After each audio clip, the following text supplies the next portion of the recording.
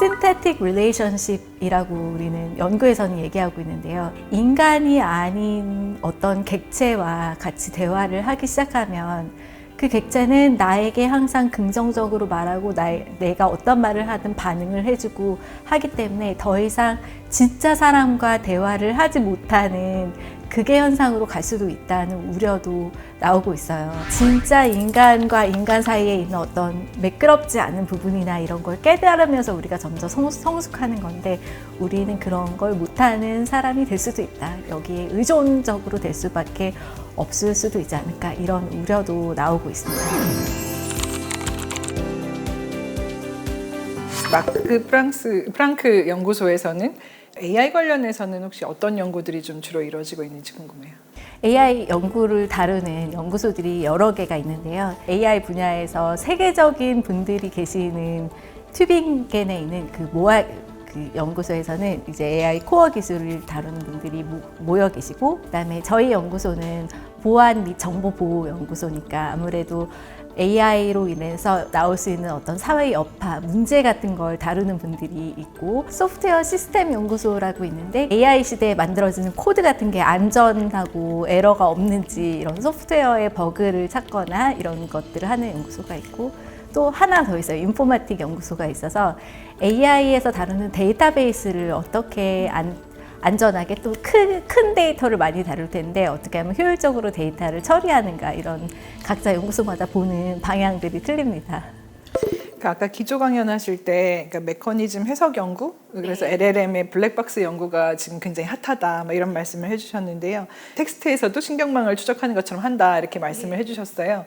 근데 그런 연구를 하게 되면 그 뭘 찾기 위한 거고 그걸 통해서 뭐가 좀 좋아질 수 있는 걸까요? 맞아요. 그러니까 그 연구를 하는 목적 자체는 AI가 중요한데 그 의사결정이 어떻게 되는지 도저히 알 수 없는 블랙박스처럼 베일에 가려 있으니까 그 안에 한번 들여다보자 라는 거에서 시작됐어요. 그래서 AI 엔그램이라고 하면 보통 신경과학이나 뇌과학에서 우리 머릿속에서 어떤 생각을 하면 그게 기억이 머릿속에서 어떤 신경망을 타고 이렇게 흘러가서 뭔가 결정을 할 텐데 그 결정의 자취를 찾아보자. 그게 바로 엔그램이거든요.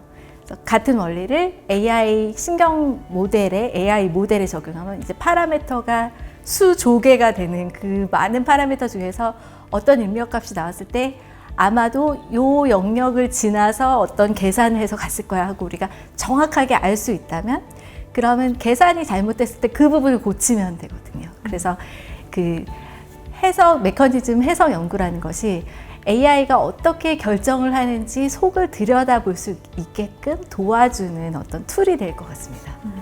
그 연구가 지금 어느 정도 진척이 된 건가요? 지금 막 시작하고 있고요. 세계 곳곳에서 새로운 아이디어들이 나오고 있어요. 다양한 아이디어들을 가지고 나오고 있고 저희는 뇌과학을 중심으로 하는 아이디어를 낸 거고요. 그래서 지금이 이제 시작이고 앞으로 굉장히 많은 이노베이션이 이쪽에서 나올 것 같습니다.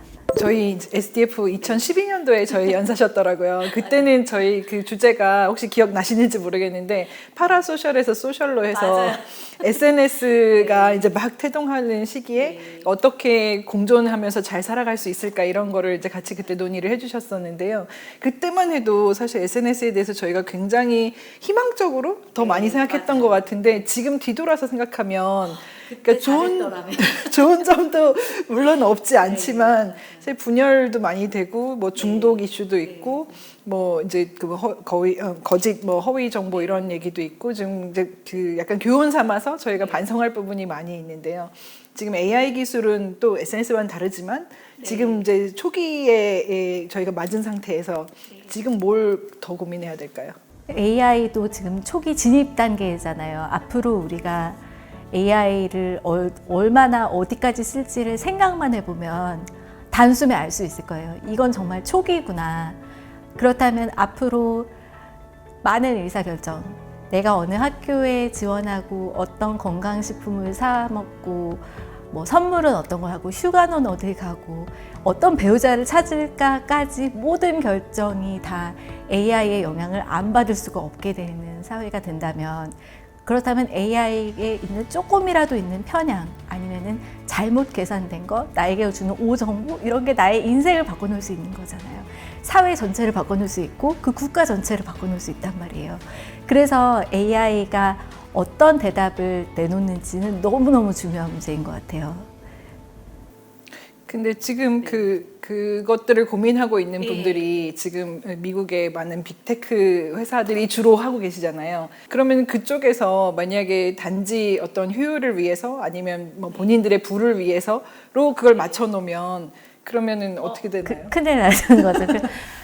지금 가장 큰 문제로 떠오른 것 중에 하나가 이제 AI 모델을 외국 거에 의존을 하게 되면 갑자기 미토스나 페이블 같이 갑자기 못 쓰게 하는 경우가 있으면 우리는 최첨단 모델에 대한 액세스조차 없는 상태로 우리는 뭐가 어떻게 돌아가는지도 모르게 되는 거잖아요. 그러니까 우리가 최첨단 1등이 아니더라도 차선의 모델, 뭐 2등, 3등의 모델을 갖고 있는 것 자체는 너무 중요한 것 같아요.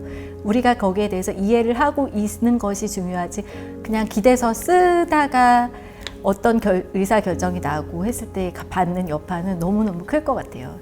이 생활 전체에 AI가 미치는 영향이 지대하기 때문에 우리도 꼭 기술을 갖고 있고 계속 그 흐름을 따라서 계속 같이 발전을 동시에 해나가고 그러다가 AI의 어느 분야에서 우리가 이노베이트 할 수 있는 기회가 반드시 올 거라고 봐요.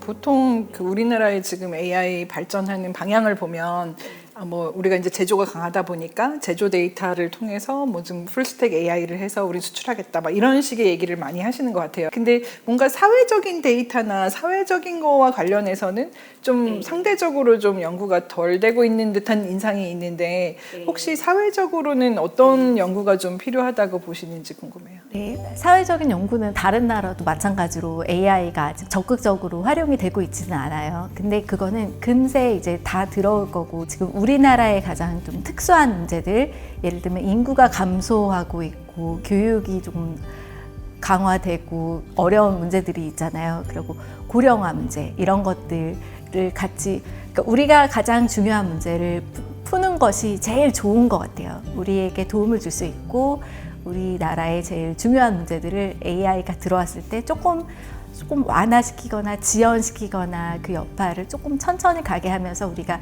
더 대비를 잘할 수 있게 할 수 있지 않을까. 그렇게 쓰면 어떨까요?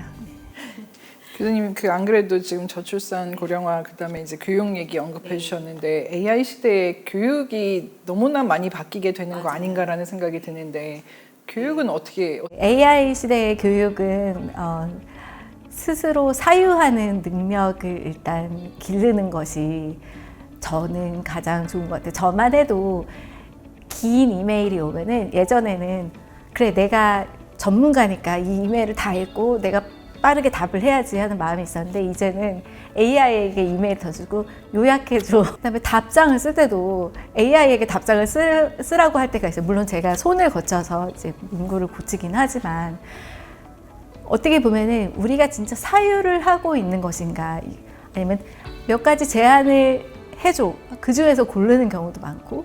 근데 요즘 재미있는 트렌드는 조금 젊은 뭐 중고등학생쯤 되는 친구들은 AI를 혐오하고 안 쓰는 새로운 신종 트렌드가 나오고 있고 이것이 보고가 되고 있어요.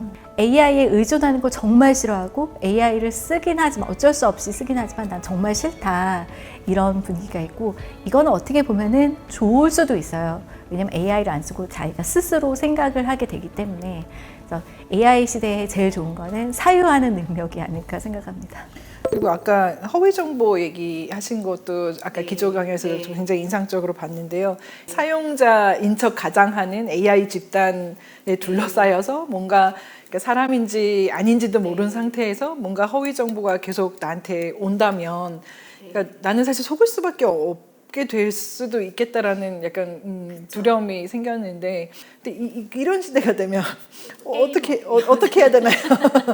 그런 시대가 온다면 이라고 말씀하셨는데 이미 그런 서비스가 여러 개가 존재하고 있거든요. 그래서 서비스들의 홍보는 그 그 서비스를 쓰면은 채팅방이 여러 개 있고 그 채팅방에 너가 유일한 인간이 되는데 모두 너를 환영하고 너가 하는 말에 모두 옹호해주고 근데 그 synthetic relationship이라고 우리는 연구에서는 얘기하고 있는데요.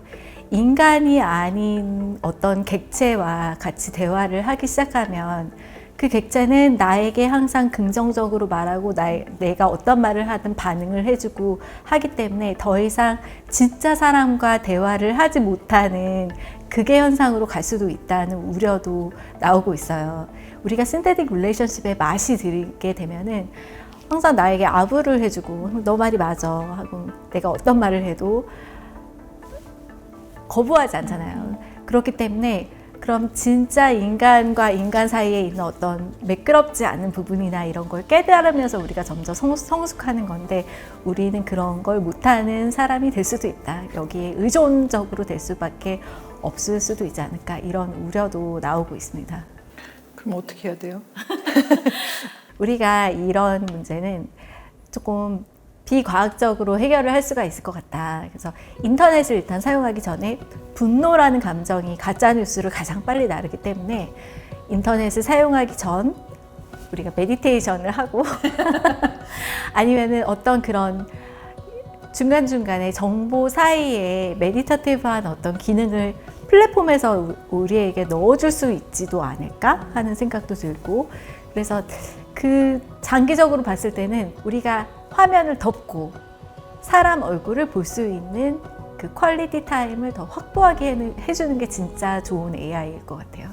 혹시 뭐 교수님 더 언급하고 싶으신 거? 저희 연구원들이 가장 최근에 많이 물어봤던 것 중에 하나가 인공지능 새로운 모델을 써보면은 자기보다 더 빠르게 코딩을 작성하고 더 우수한 코드를 내고 분석까지도 다 해주니까 내가 연구자로서 지금 박사 과정을 하고 뭐 포닥을 하는 입장에서 나의 미래가 나의 역할을 이미 뺏긴 것 같다는 생각이 든다라는 얘기를 많이 해요. 그래서 그때 같이 해보는 얘기는 우리가 다시 퍼스펙티브를 가지자 해요. 전 세계에서 이 인공지능 기술을 지금 알고 있고 쓰고 있는 사람은 세계의 몇 %나 될까? 이걸 진짜로 뉴스에서는 읽어봤는데 돌려본 사람은 몇 %나 될까? 0.5% 미만이지 않을까? 그렇다면 인터넷을 아직도 못 쓰는 사람은 접속조차 하지 않은 사람은 25%나 되는데 그럼 우리가 지금 배운 거를 25%의 인류에게 도움이 될 만한 게 단 하나라도 없을까라고 생각을 해보면 다들 좀 희망을 가지고 나의 역할이 있는 것 같다라고 생각을 해요. 그래서 우리가 항상 늦었다고 생각하지 말고 우리가 할 수 있는 기여점이 뭔지 찾아보는 게 제일 중요할 것 같아요.